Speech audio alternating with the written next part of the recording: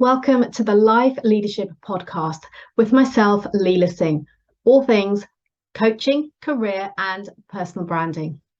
This podcast is for ambitious career professionals like you, wanting to create a life of choice and freedom, to be, do, and have more through overcoming limitations, to develop new perspectives and insights, and to redefine your success, be that in work, health, relationships, and so much more.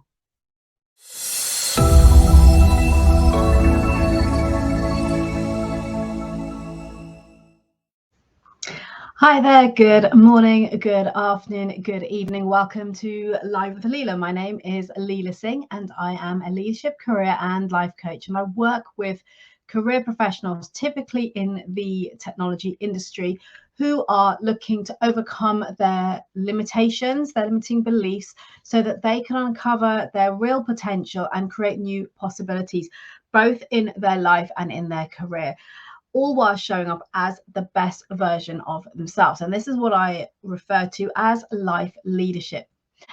So I'm going to dive straight into today's topic, which is prepare for your annual review and reward.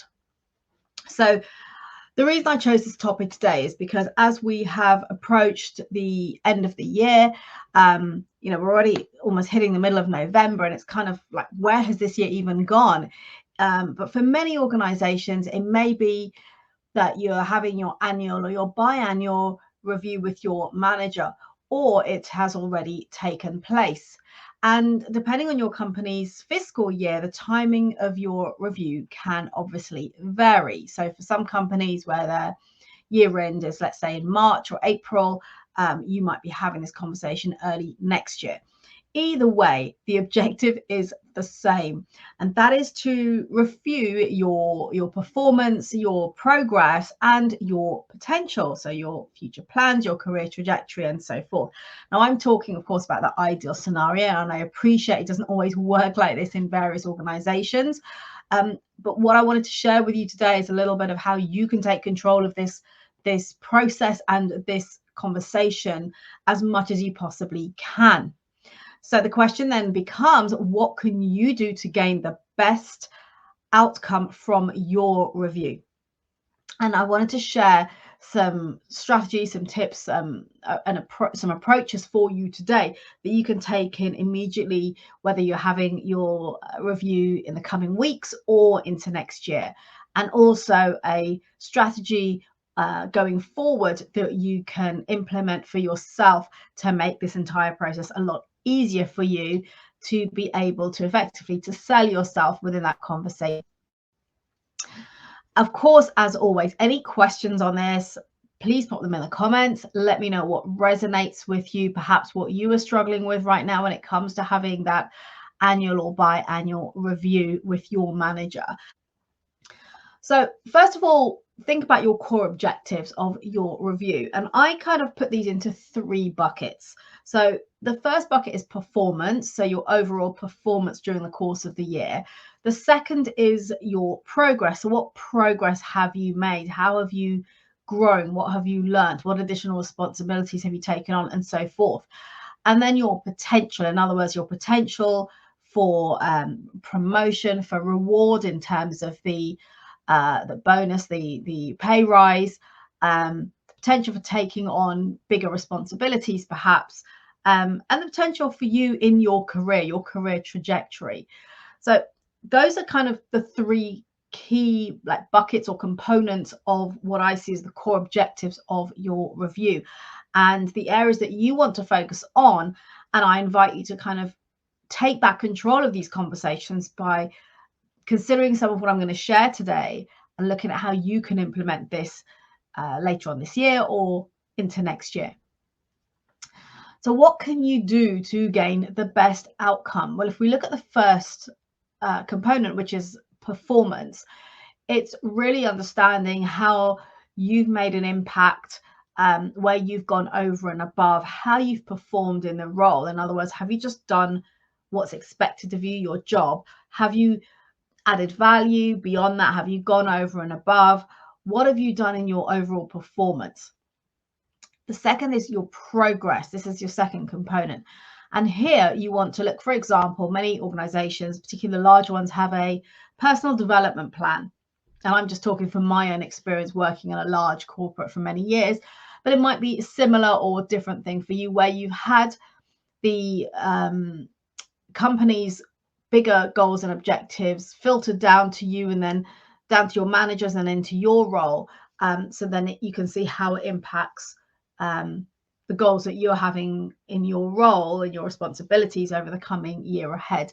So what is that for you? Is it a personal development plan? Is it something else?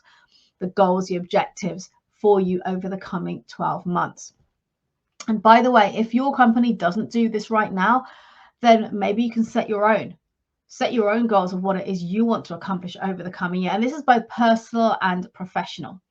So it will include things within your job itself, within the workplace, as well as your own personal development. Think about here your growth. So how are you growing over the course of the year? What additional maybe topics, areas of expertise are you becoming familiar with? Are you learning about? Perhaps you've done some training and development in-house or externally. What resources have you leveraged within your business to enable you to progress? Perhaps there's online trainings, maybe there's the lunch and learns that some companies run, and so forth. Maybe you've gone to an external event, perhaps a conference where you've had the opportunity to grow your network and to learn from other businesses in your industry. So think about everything. Think laterally about the progress, the growth that you've had this year. In other words, look at where you were, let's say 12 months ago, and look at where you are today. So A was 12 months ago and B is today. What has changed for you? Where have you grown? What have you learned? What's new for you? What are you doing now that you wouldn't have done 12 months ago? Those are the kind of questions you want to think about and ask yourself to understand and really identify the progress that you have made. And then the third component is your potential. So with this, we're talking about your potential to receive that recognition for everything that you have been doing. So that can be recognition in the form of a pay rise. It could be in the form of a bonus, or possibly a promotion, or in some shape or form taking on bigger and better responsibilities. Now, when it comes to the financial reward, over the years, I've come to realize that many people actually feel that it's an entitlement. You just simply should get a pay rise. Now, I get that when it comes to inflation and the cost of living. Of course, yes, we want to be, that's not even a reward. That's essentially enabling us to still earn in line with the current inflation and so forth. So that's one thing. But if we set that aside for a moment, when it comes to an actual, significant pay rise or a bonus, for some companies, yes, it's a given that that every year you're going to get a bonus of X% or you're going to get a pay rise of Y%. And that's great. If you want to be the one who actually gets a significantly higher bonus or pay rise, then you want to be really taking note of what I'm sharing here today and looking at what you can do, as I said, to really influence that, to take control of that conversation, and to be able to build a strong, a powerful business case that you can put forward to show what you have contributed to the company's growth, progress, and the value that you are bringing. So it's really important to distinguish between almost the entitlement piece or the expectation piece, which is inflationary typically, and again, some companies who will naturally provide an X% increase in your financials in some shape or form, versus companies that actually base it on your performance. In some cases, you might get a reward based on team performance, but then they also look at your individual performance. So it's, again, important to understand the metrics and the KPIs that are used within your particular company, and understanding how much of that you can potentially influence, so that you can show up into that meeting, your annual review, with being prepared and with that information and in top of mind for you to have that conversation. And you might be thinking, well, what is any of it? I don't even know where to start with this. So here, I'm just going to dive into a little bit more detail around each of these components for you. So feel free to take some notes. Again, as I said, any questions, pop them in the comments. Let me know what resonates for you. Maybe let me know what you've tried before that has or hasn't worked. So number one, performance. Now, we're coming up to year end, as I said, so it may be the case that it's a little bit late to have to start implementing this now, but it's definitely something that you can implement from today going forward for next year's review, next year's conversation. And that is tracking your performance over the course of the year. How do you do that? Well, ask yourself some pertinent questions. So, for example, when we're looking at our performance, we can look at what are the wins that we've had. Now, when I talk about tracking your performance, it might be that you want to do this weekly or bi-weekly or monthly. I wouldn't leave it longer than that because, at least for me, it's very easy to forget what you have been working on and what those wins are, because now you've moved on to the next challenge, the next problem, or the next big project.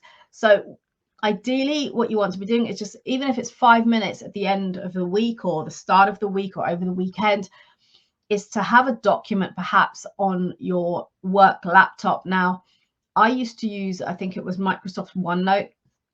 So I had a page in there specifically around my reviews and my performance and so forth. So that is where I would just brain dump anything that I wanted to have available to me at the end of the year to go into those conversations. So number one is wins. What are the wins for the week? And they can be small wins. They can be big wins. So it could be being part of a sales team that won a huge contract. That's a massive win. Or it could be a really small win in the terms of somebody giving you some really positive feedback on a piece of work that you have done. It might be a meeting that you attended where perhaps you had to deliver a small presentation and you got great feedback on that, or you delivered it in a better way than you have done previously because you've been working on your presentation, your public speaking skills.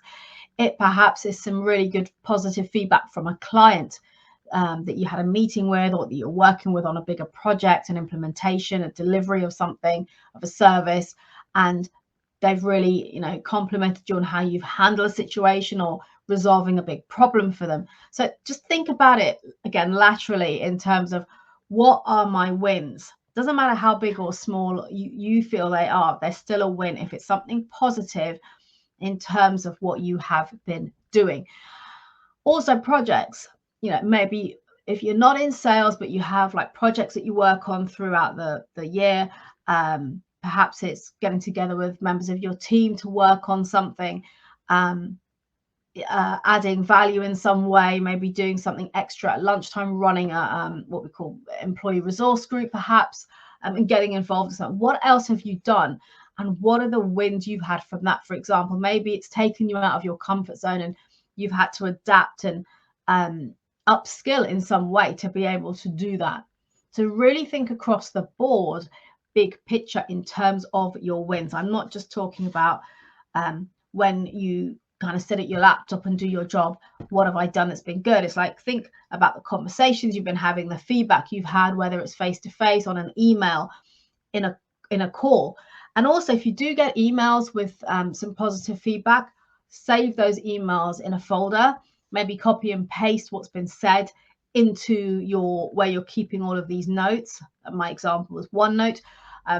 Copy and paste it so it just reminds you of that, so you can go back and pull out those emails when it comes to having the conversation with your manager, and updating if you do it in a system online, you can maybe upload or screenshot those and add them in there as well as obviously copying your manager on it. But remember, and here's the thing I want to emphasize here, is that often, and I've seen people say this, oh, well, my manager should know because they were copied on that email, or they were there in the room when I received that feedback, that really good feedback. But your manager may be responsible for a number of people. They may also be having a lot of work on their plate besides managing you, and therefore it's difficult for them to keep on top of everything themselves. So taking responsibility yourself rather than abdication and hoping, well, they should do it, and putting the responsibility and potentially the blame on them if they've forgotten or they don't recognize something, is by you taking control and being able to influence that conversation. And if you have evidence from conversations, from meetings, from emails, you want to keep those together as a reference point for you. So ultimately, it's about recognizing your performance over the course of the year. Where, for example, have you over delivered in your role? Where have you gone over and above and done something that perhaps wasn't really in your remit, but it helped out the cause? It helped to get the team moving forward. It helped someone else within the business. And you did it because you could see the value to the business, but it's not about it being on your job spec. That's about going over and above. That's where you over deliver. Think about any recognition you've received. Again, it could be from a client, it could be from a project you've been working on with people outside of your immediate team. Think laterally, think broadly, think big picture when it comes to tracking your year.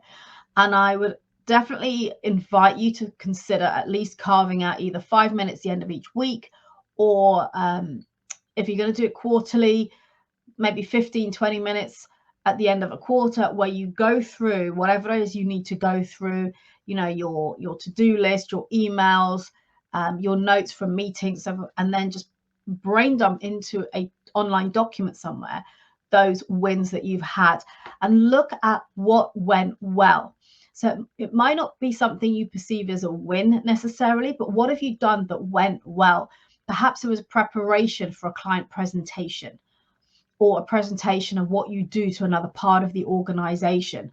Whatever it might be, what went well over the course of the week or of the month. Make notes of it, because not only will this support you in your conversations, but also by keeping a record of everything, it really helps to emphasize to you your growth, your development, your performance, and inspire or instill greater confidence in you and what you have to bring to the table. So your overall value that you're bringing to your job, to your manager, to your team, to the business.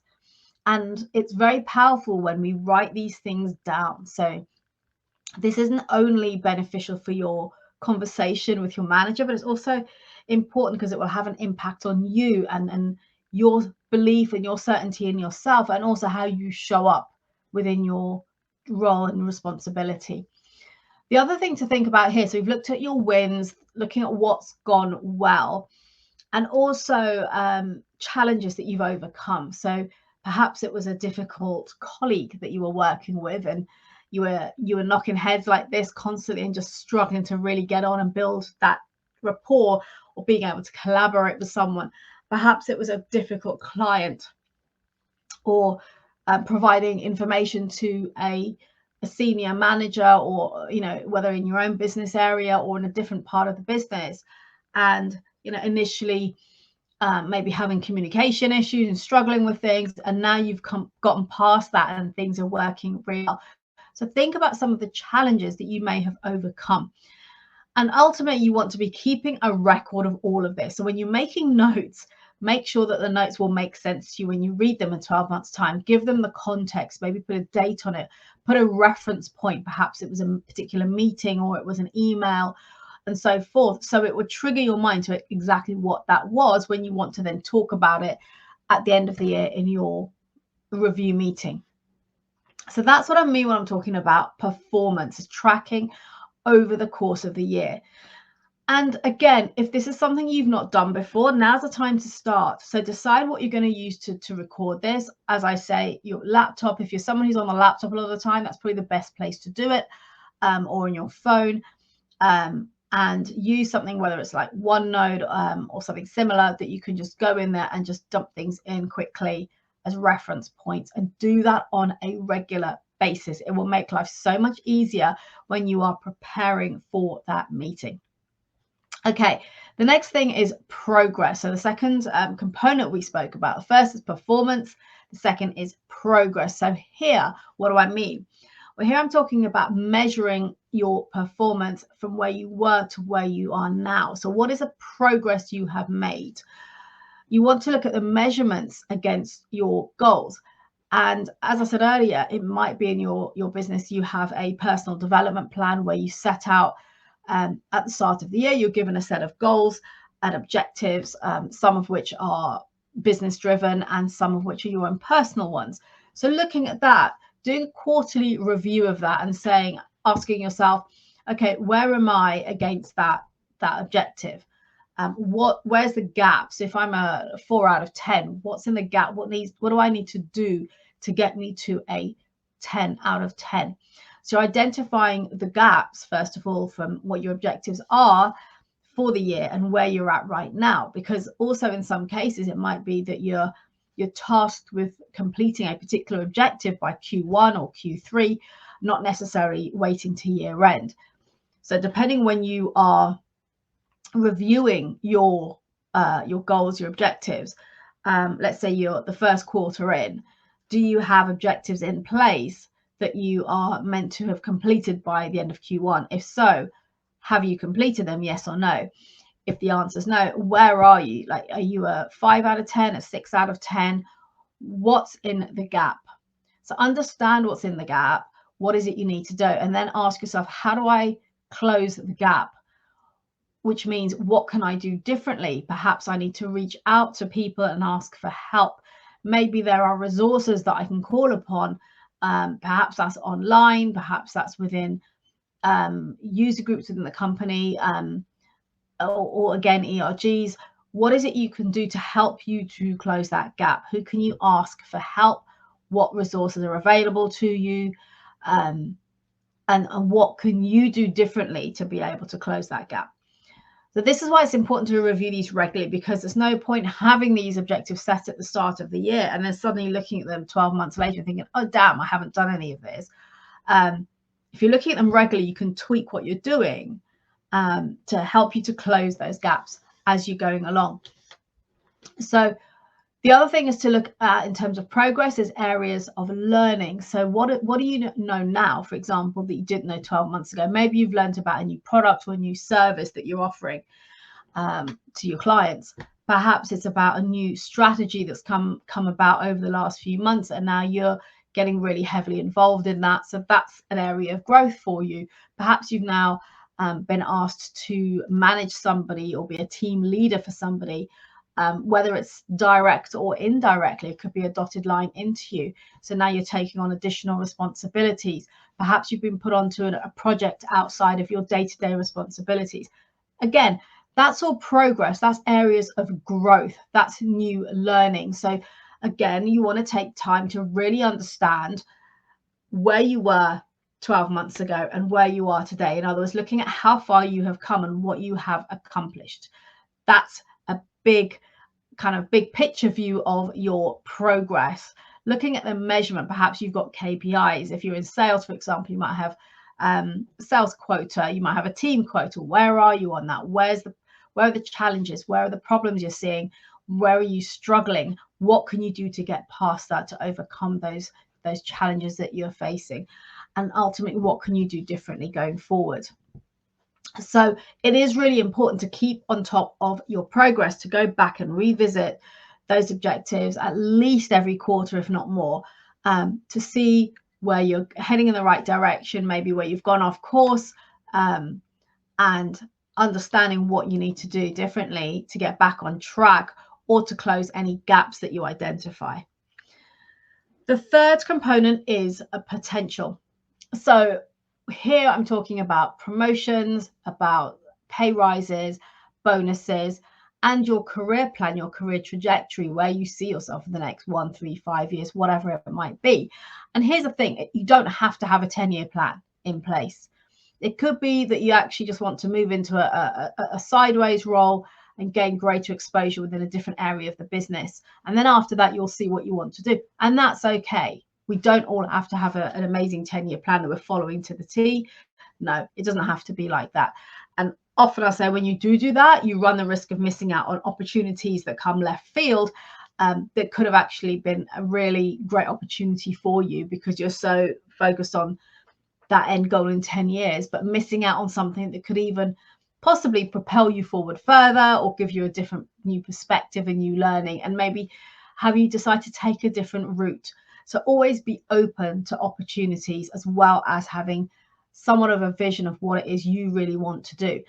And remembering that that vision is what you want, not about fulfilling other people's expectations of you. So when it comes to your potential, we look at your promotion, right? If you're looking to get a promotion, you want to show that you're committed to the business, you're committed to taking on greater responsibility. Do some research. If you know the kind of roles that you want to get promoted into, research them, understand what they involve, speak to people who are perhaps already doing those roles or have done them before and have moved on. Get a real feel of what's involved, what the responsibilities are, what your typical day and week is like, so that you know it is really something that you want to do. Get a feel for it. Then you also want to create a business case, and this is relevant whether it's a promotion or a pay rise or a bonus. So think about your story within your business case. What is your longer term trajectory? What is it you want to accomplish? Think about what you have to bring to the table, which now goes back to what we've talked about earlier, both your progress and your performance. So thinking about the progress you've made over the last 12 months, the performance, where you've had your wins, what's gone well, where you've had amazing feedback, all of those good things. All of this will come into your business case. Ask yourself, why me and why now? So why me? So if there's a role available at the moment, why me? Why should I be considered for this? What value do I have to bring to the table? And again, draw upon your progress, your performance, your previous experience, maybe in another company, what value you can really bring to this. And why now? Because I'm sure many of you have been in a situation where you've been told, okay, yeah, but you're not ready yet. Maybe let's review this in 6 months or 12 months time, and see, we feel that you'll be ready to really step up next time we have this conversation. So if that is the case, then one of the questions you want to be able to answer is, why now? And if it is the case that you've had a conversation, let's say a year ago, where you asked about a promotion, you wanted to be put forward, and that was declined, and you were told, well, actually, you're not ready for it. I think we need another year in this role before you step up to something new.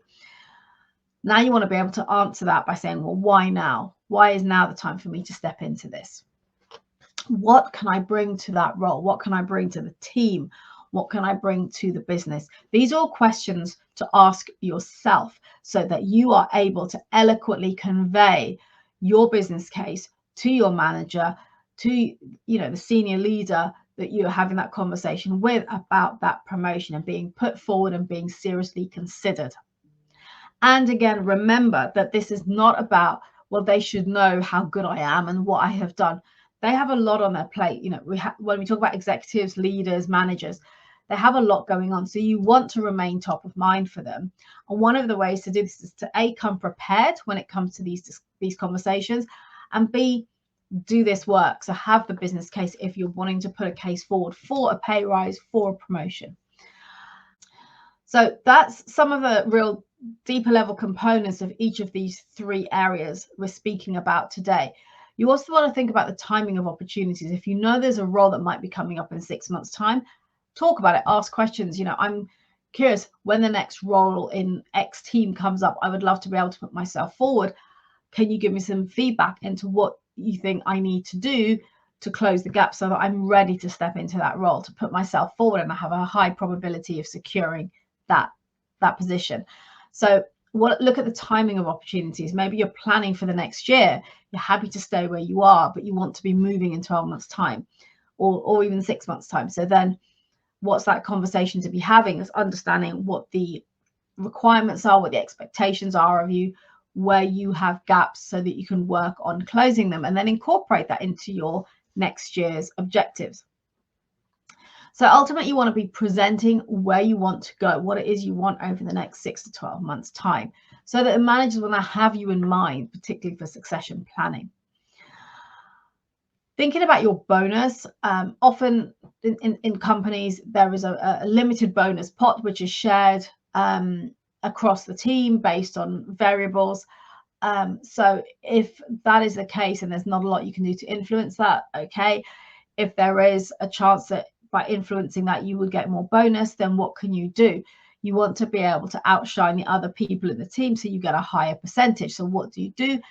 Is, again, you want to remain top of mind for that decision maker, and you want to have conversations with people, those decision makers, whether it's your manager or someone else, so they're aware of what you do, of the value that you bring, the challenges that you overcome, the problems that you solve, etc., etc. Where have you gone over and above? Why do you deserve a higher bonus than the standard? The pay rise, again, a business case is involved here. Looking at what have you done differently this year? What have you overcome? What is the impact that you have made, whether it's in your team, the wider organization, perhaps it's with a client. Think about the impact you have made. Again, go back to the work you've done around your progress and your performance, because you'll be able to draw upon a lot of that in your business case. What is it that you have turned around? Where have you over delivered? Where have you shown a proactive attitude? Where have you demonstrated initiative? Because remember, pay rise is not typically an entitlement. And beyond inflationary increases or company or team performance, sometimes we have to be able to put a case forward as to why we should be considered. So think about conversations that have been had previously with managers, with where you've obtained feedback on pieces of work, performance, projects that you have done, and bring all of that together. So when we look at these three components, we've talked about performance, progress, and potential. You bring the work that you've done here from the questions and the information I've shared with you today on your performance, on your progress, into the business case that you will then put forward for your potential, which is the pay rise or potential promotion that you're looking to pursue. So that's overall an approach that you can take from here, from what I've shared today, and implement it into your upcoming conversations if you've got that coming up in the next few weeks, or start to implement that and go back if you haven't done it and you've got a review in Q1. Start to go back and look at everything you've done over the last year and document it so you have your reference points. It makes it easier to put something together at year end and to put that business case, a strong business case, a compelling business case together, so that it will be listened to, will be heard.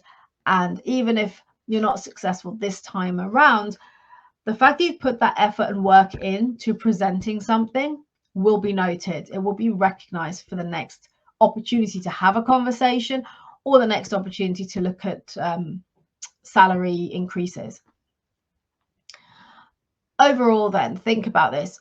Other than all the preparation we've spoken about, you want to be top of mind. You want to be remembered for the right reasons. So think about the way that you show up in the workplace. Think about your delivery in your role. How well do you deliver? Where do you go over and above? What is your output? What does your performance look like? Think about the progress that you've made against your goals. Do this on a quarterly basis as an absolute minimum. Look at where am I? Ask yourself, where am I now? Where are the gaps that I need to close to get to where I want to be? What is it I now need to prioritize, and who can I ask for help and support? Think about where you've over delivered, as I said, because that's really important as well. Sometimes it can go unrecognized because everyone's busy in the moment. So you want to bring that to people's attention. And where you identify you've had objectives and goals where you haven't done something, you haven't completed something, that's okay. Come with a plan to close that gap. Explain why it is, you've overlooked it because you had something else come up that was a priority you had to deal with over the course of, the last year or the last 6 months. And you still have every intention of completing that objective. And this is how I'm going to do that. So it shows that you've prepared for the meeting. You're on top of your objectives, your goals. You can see where you want to go. You've got a vision of what you want. All of this is compelling to any hiring manager who is someone who's looking to create succession plans, who wants to elevate the people around them. Again, I do hope you've gained value from this. Let me know any questions, anything you're unclear about, and I wish you all the best with those annual or biannual reviews. Until next time, remember to maximize your performance through elevating yourself, as we discussed here today, maximizing your potential and creating new possibilities by showing up as the best version of you.